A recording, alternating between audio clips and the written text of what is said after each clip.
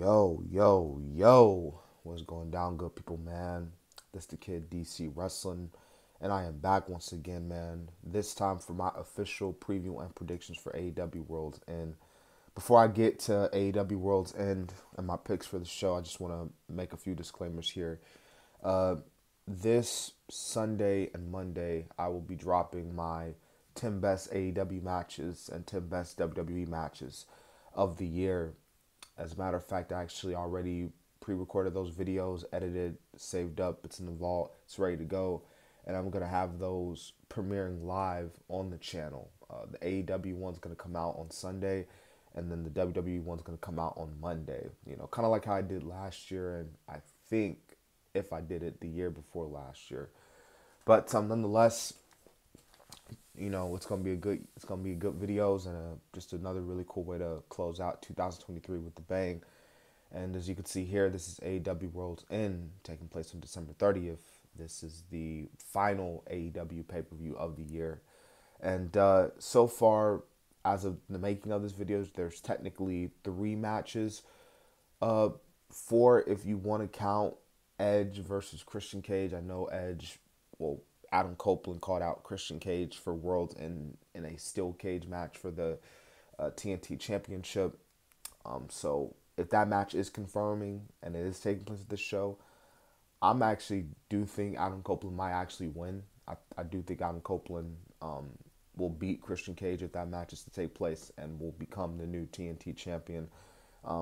They had a solid match. You can even say good at Dynamite. So they do have a match in a steel cage match where there's no interference from like people like Nick Wayne and Kill Switch or Nick Wayne's mom. Like it won't happen, So we'll get a proper matchup between the two.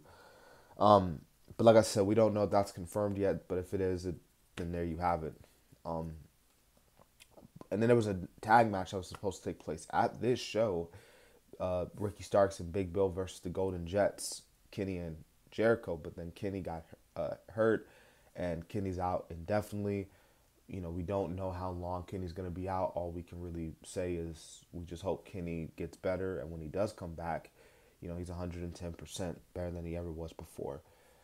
Now, let's get into the 3 matches so far that have been officially confirmed for this show. You have the Continental Classic, this Continental Classic that's been going on for the past month. So this is the first AEW tournament, and overall, this has been received, praised widely by the fans, the AEW diehards, fans in general, just praising the tournament.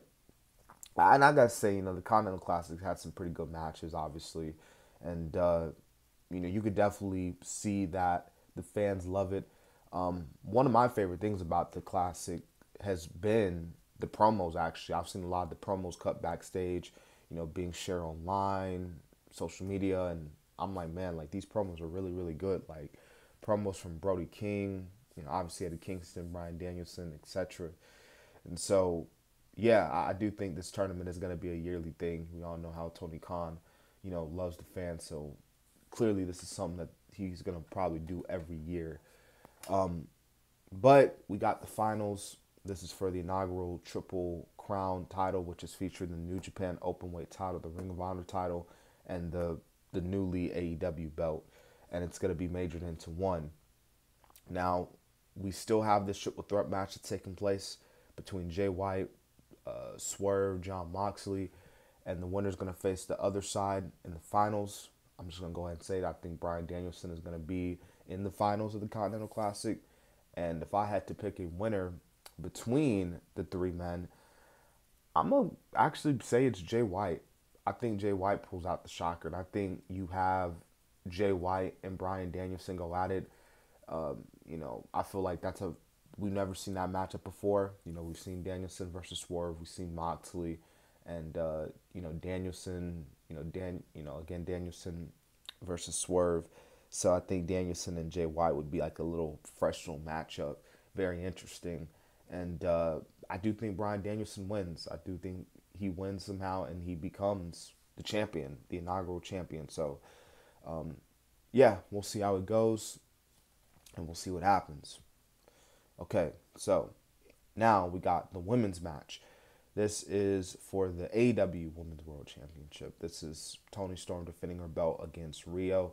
It's really cool to see Rio back, and she's getting an opportunity. She beat Saraya. I don't even know why Saraya is even being put in number one contenders match, but she didn't win, thank God. With that being said, though, Toni Storm's gonna win this match. I know everyone loves Rio. Like I said, Rio's really good, but she ain't gonna beat Toni Storm. It ain't gonna happen. Like Toni's gonna do her typical stuff. She's gonna win, and there's really nothing more I could say about this. Like Toni Storm's gonna retain her belt. So, yeah. Okay, so this is definitely gonna main event the show, and honestly, I mean they're in his hometown, so it's like it's only right somewhat. But this is for the AEW World Championship. This is MJF. This is Samoa Joe, and I actually think we should get a new champion here. I would say that. I would say that, but something tells me that some way or another, MJF wins and retains his championship. There's a lot of factors. There's a lot of story implications heading into this match. Obviously, Samoa Joe pretty much keeping MJF healthy heading into this because this whole devil storyline, which I'm going to go ahead and say it because I don't know how really long we're in the video. I don't want to keep this video too long, but I think everybody and their mother can agree that this devil storyline needs to get revealed at World's End. You thought it was going to get revealed at Full Gear, but again, it was like, okay, we're keeping, we know you guys are expecting it, so we're gonna make you guys wait a little longer.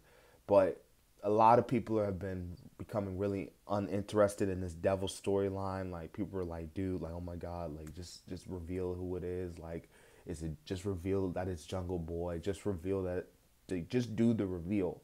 And I do think, like, especially with it being a pay-per-view entitled World's End, I just think it might be the good time. Because if you keep stretching again this story out till another month or two, again, it's just going to get even more baffled and just more just like, oh my God, like really, like enough of this, to where you do the reveal, no one's going to really care for it. But yeah, I do think MJF will retain the title. I know that MJF is also heading into this match somewhat injured.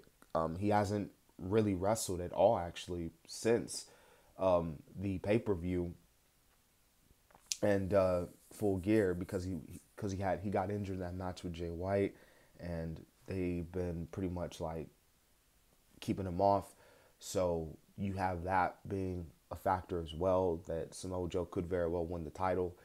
And then it's like a lot of people, not a lot of people, but again, people have been saying like, Max's reign, his reign is kind of taken a little down stale. Like he hasn't hit the same feelings that it once was when he first won the title. So, but then again, it's like, this is, New York, this is MJF's hometown. It's like, are they really going to have MJF like drop the title here? But they could. Like, I could honestly see this match going either way. Like, they could have Samoa Joe win the belt. And if Samoa Joe was to win the world title, like, hypothetically speaking, I wouldn't be mad at that. Samoa Joe is freaking killing it. And they are presenting him as this monster who you can't put out. Like, you try to put out, but you just can't put out. And, he it's just like that. There's really nothing more to it. But then again, it's like MJF, and then it's like MJF is re-signing, I think, with AEW. As a matter of fact, I think he's already re-signed. So you got that. But yeah, MJF's been champion for over a year, so it could go in the way of putting the title on Joe. And then again, if Max is still hurt, seriously hurt, then again, take some time off. But yeah, we'll see what happens. World's End is shaping up to be a very interesting pay-per-view. And hopefully we get some more matches. We should get more matches. Y'all know how, TK likes to do it. He doesn't, put a lot of big build towards these pay-per-views. So we'll probably be getting more matches announced for Collision and obviously Dynamite. So we'll see. But anyways, this has been my predictions. And